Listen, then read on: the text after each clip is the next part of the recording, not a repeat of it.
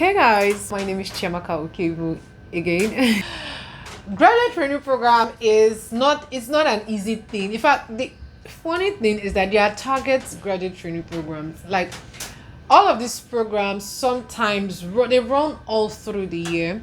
There are graduate training programs that are situated with banks. I think banks have the most common graduate training programs. I'm talking about Access Bank, GT, Polaris, Wema, um, UBA. There's the one for UBA. These five are like the most common ones. They are the most common ones.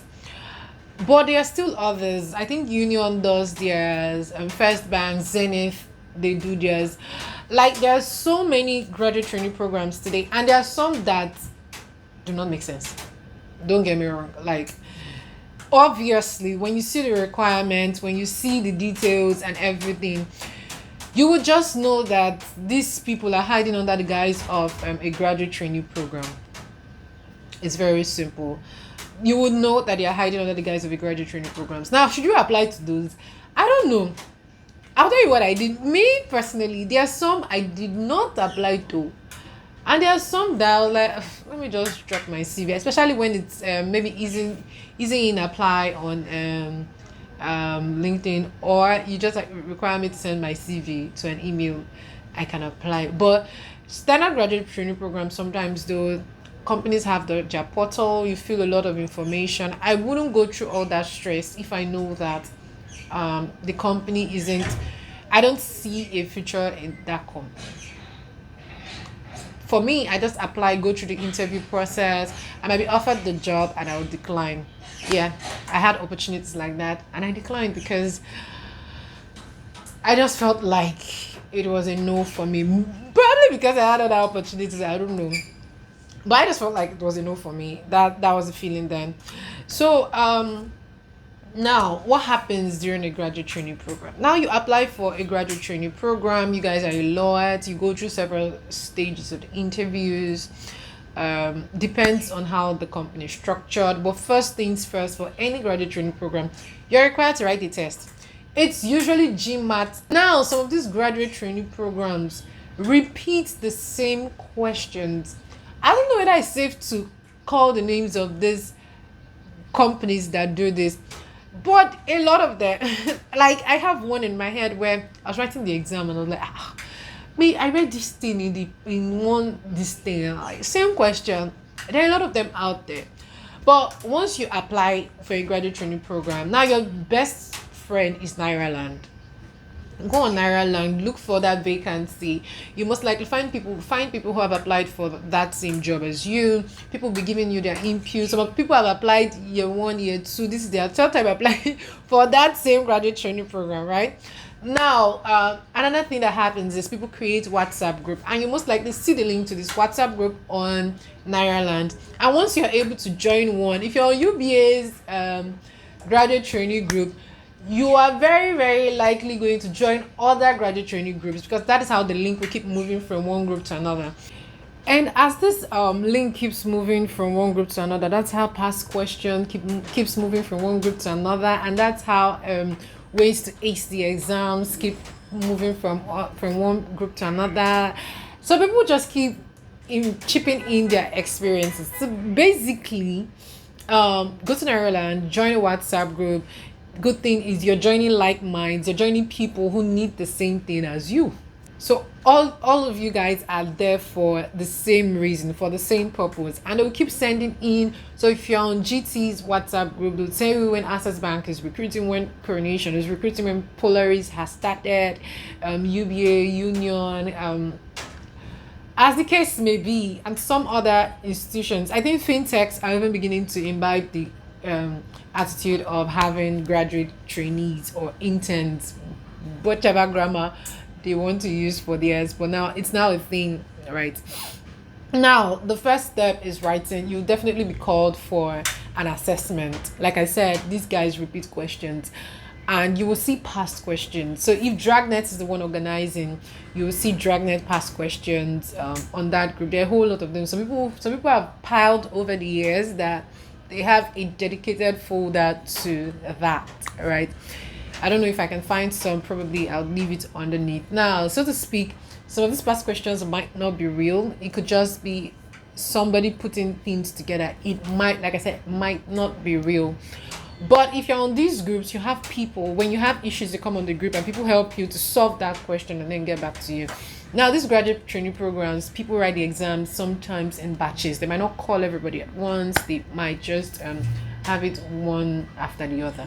How can I forget? There's also the program for PwC, Deloitte, EY, that's Ernst & Young. So there are graduate training programs for the consulting, task, audit, and all that. There are those graduate training programs too, and there are past questions for them. But for every graduate training program, you're required to write the test. Now, when you write the test and you pass, you get a feedback. And the truth is, when you're getting a negative feedback, you would know. Thank you for. It's most likely a a message of you didn't scale through, or you hear we are delighted to, that, okay. But the truth is, when you see it, you just know what your fate is, and doesn't mean you should give up. No, there are other graduate training programs for you to apply. Some companies even do graduate training programs like 2 within a year, different streams. Yeah, there's that. So don't even bother yourself. Don't even stress. Yes, it's when it comes to you, it comes as a shock, and in your head you're just like, go do now. Wow, it's fine. Take it and apply for others, or wait for others for you to apply to. Now, after that, what's next? So after that stage of writing an exam, now it becomes different from organization to organization. Some organizations would go straight and ahead to ask you to come for first level interview, and then there's a second level interview. I think WEMA does that, first level and second level interview. There is that. Apart from that, some would ask you for an Excel test or maybe a word test. There's a way those tests are being structured such that you have an Excel test to write. Now, these are for Nigerian firms. Mind you, there are international firms that do this graduate training program. I'm going to talk about that in a separate video. There are international firms that do graduate training programs, yeah. But for Nigerian ones, exam is compulsory first leg. Now, second leg is any other program, right? Any other program you can, any other thing that they decide. For most of them, you have your interview. Some of them will ask you to resend your documents, all the documents you've used to apply. They'll ask you to resend. Some will just direct straight for an interview, first level interview, which you have to pass, for the second level interview. And then once you pass these phases of interview and all that, it's a graduate training program, which means you're going for a trainee. You're a trainee, so you're going for a training program. It's called Hey School. Jamaka, why can't I remember? Anyway, you're going to training school. I could only remember school. So you go for a training school. How does training school work? Now, for some organizations, this training school is remote, virtual. I don't know if anybody still does virtual, but as of last year, now the whole COVID wave, yeah. But most times it's usually physical. So they have dedicated training centers, training school, right, where you have to attend and all that and all that. Some might give you accommodation if you're coming from outside Lagos. I don't know if that's still obtainable right now, but sometimes. And the thing is, don't be scared to reach out to the HR professionals to ask for certain things. At least just ask. You're not saying they must give you, but ask. So during training school, what happens? Now, for training school, you're taking through a series of courses it could be on effective communication, corporate finance, marketing. So trying to fill you in what happens within the corporate world, setting core information you should know as related to finance. You'll do finance, accounting, you won't do statistics, of course. Finance, accounting, effective communication, listening skills, all those soft skills here, and various other courses as it relates, as it applies to you per se, as it applies to your company per se. Now, for this training school, you have to pass marks sometimes usually around 70 or 80. Is it cumulative? That would depend on the training school you are attending, right? For some, you can only fail, maybe out of 10 courses you can only fail one. For some, you have to pass every single course. So after each course, you write an exam for that course. So let's say a course takes 2 weeks, some will take 1 week. On Friday, most times you'll be writing exams every Friday continuously, and you have to ace it at, say, cutoff of 70%. Some schools have cutoff of 80%, which means every time you have to have 80% all through. All right. While some would allow you receipt and exams you didn't pass, if it's just 1 or 2. So it differs from school to school, but so to speak, you're going to be trained. It's going to be like proper lecture. You would have breakout rooms if it's online, or you have work to do within your group. So you'll be grouped, and then you have work to do within your groups. There's always that at the end of the session, at the end of the training school project or something. You'll be in groups, so to speak. Now you have to pass. So there's classroom, there's project, there's test. You have to pass each test for you to scale through. Now that's how training school works. For some training school, they'll give you food every day. I don't think that applies to all. So yeah, I just thought to mention that, since so it's not as if I mean extremely serious, but yeah, that's what happened. Now after training school, what next? Oh, are you being paid during training school? Yes, you are. Depends on the company. Yeah, I think Wema pays around 50K for training school. Access and GT, I am not so sure. I think roughly around 100,000 for their training school. Like I said, I'm not so sure. It could also be around 80, but I don't think there's any graduate training program that pays beyond 100. If there is, 150 at most, or 120 at most, but I'm not even sure there is any graduate training program that pays beyond that. Yeah. Now after training school, for some graduate training programs, you're required to go to the company and then do a rotation within the company, while some you move on to your unit. So you are being posted based on how you perform during your graduate training program. You are being moved within the company. You are being posted within the company. For those that do rotation, it simply means that you get there and you're in this unit. Today you're in operation, this week you're in operation, next week you're in business development, this week you're in product, and then you come here. So you kind of like have a feel. You go around, and these people you're going around with are rating you, and then at the end of that rotation, you're being placed in a particular unit where you work. For some others, you have a feel of what it is, and they basically just post you based on how you performed during your graduate trainee. So they have that scores. They just post you guys randomly for that. And some also give you that opportunity after working and you do not like where you are, you can always come back to change. Now I know you'll be asking, oh, how much do they pay graduate trainees? Paying a graduate trainee, the pay a graduate trainee receives is a wide range from 100 to 300.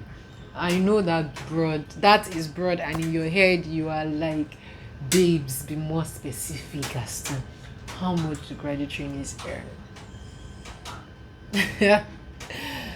Hey, ooh la la. Why don't I show you my next video? Yeah. My next video. Okay guys, anyway, this is it for this video. I just wanted to let you know that graduate training programs are out there for you to get involved with. I don't know if you're on this call. I want to know what's your career trajectory. What has it been like? Did you start as a graduate trainee? Are you working remotely? What exactly? How is it like right now for you? Yeah, I'd like to in the comment section. Am I missing anything on graduate training programs? Oh, as a GT, how do companies view you? Companies view you as that person, that young person that has come to change the workplace. Some are threatened by you. Some are happy that you're there, happy to learn from you, being that you're green. You're green means that you're new to the environment. You're not saddled with what is obtainable. When they ask you to think about something, you're thinking far and wide as to, when you don't know something now, you won't think without paying attention to regulations and that. So that green and innocence that you come with, and the confidence and all that that you come with, some companies are ready to receive you. Some people within the companies are ready to receive you, while some are just threatened by new employees and younger persons, so to speak. So yeah, and jobs are being thrown to you as a graduate trainee. They test you, they test your ability, your skill. They give you opportunities that they most likely would never give someone who they just employed as to without the graduate training program. So I'm saying that they pay special attention to you as a graduate trainee within a company. So it gives you that opportunity to work on projects, work on things that you most likely would have never had the opportunity to work on if you were somewhere else. It's the same for you if you're a core member in some companies, but when it comes to GTs, a lot of people tend to pay special attention. Why? Because these companies have invested a lot in you. You do not want to know the cost of the training program, and that's why they ask you to be bonded to them. You sign the bond, guys. You'll be required to sign a bond with most of them. It is just the truth. Now we'll talk about this bond in another video. I don't want it to be long. Probably we'll talk about how much how much they pay graduate trainees, and the bond associated with each graduate training program in another video, so that it isn't too long. Alright guys, thank you so much for watching. Remember to leave your comments in the comment section. I want to hear from you if you're a graduate trainee. I want to hear from you. Leave a comment in the comment section. Let us discuss. I'll be there with you. Please also do not forget to like and subscribe to this video. Subscribe, please. Okay, thank you so much, and my name is still Chiamaka, and I will see you in my next video. Bye.